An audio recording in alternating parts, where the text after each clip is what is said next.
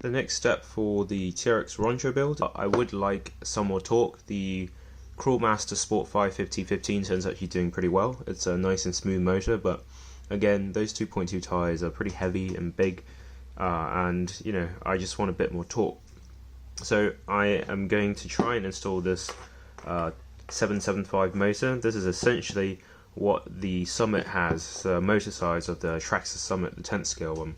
In comparison, here's a Titan 12 turn. This is a standard 550 can. As you can see, it's much bigger and also a bit longer. This is essentially the same size as an 8th scale brushless motor, so 42 by 68, around that size. And this particular motor I got off Aliexpress. I'll put the link below from the shop that I bought from, but this is on the listing rated at 1200 RPM at 12 volts. So if you divide that out, that essentially puts this particular motor at around 1000 kV. So first order of business is actually to drill new mounting holes for the motor, since the mounting bolt pattern is different. On a 550 standard 550 can or any 10th scale 540 size brushless or brush motor, the spacing between the bolt holes, the bolt pattern, is usually 25 millimeters from center to center.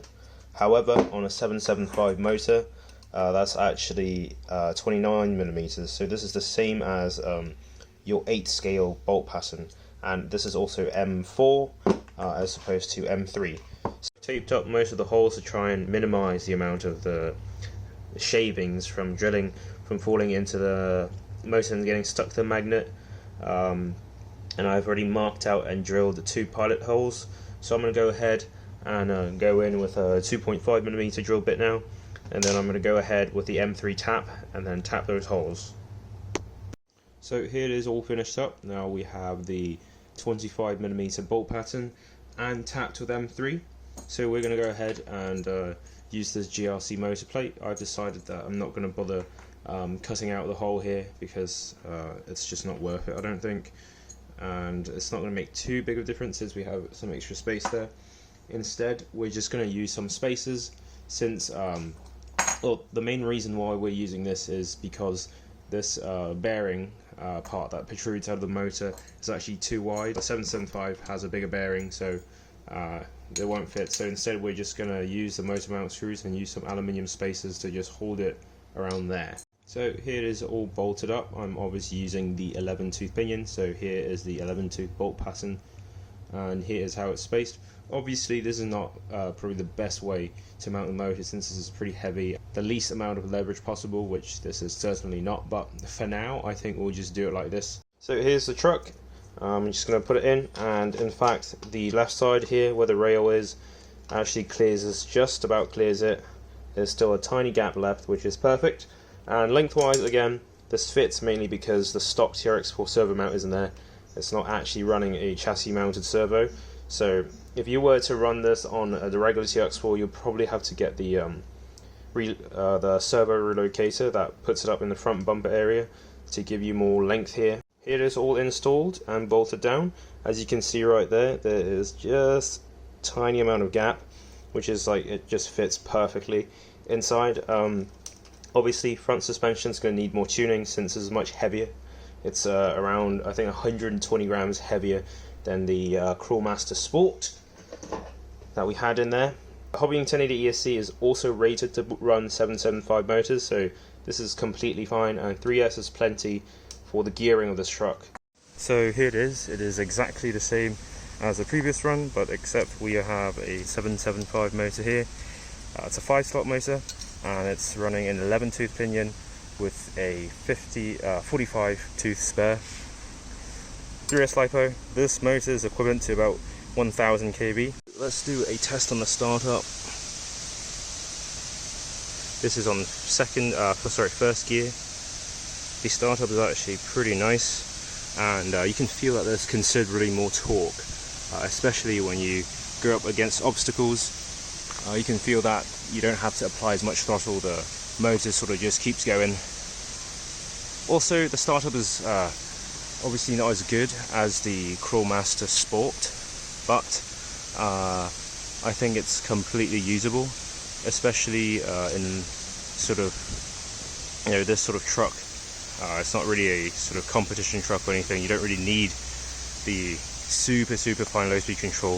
I think this is similar, if not indistinguishable from a startup from a 3-slot, something like the Torquemaster.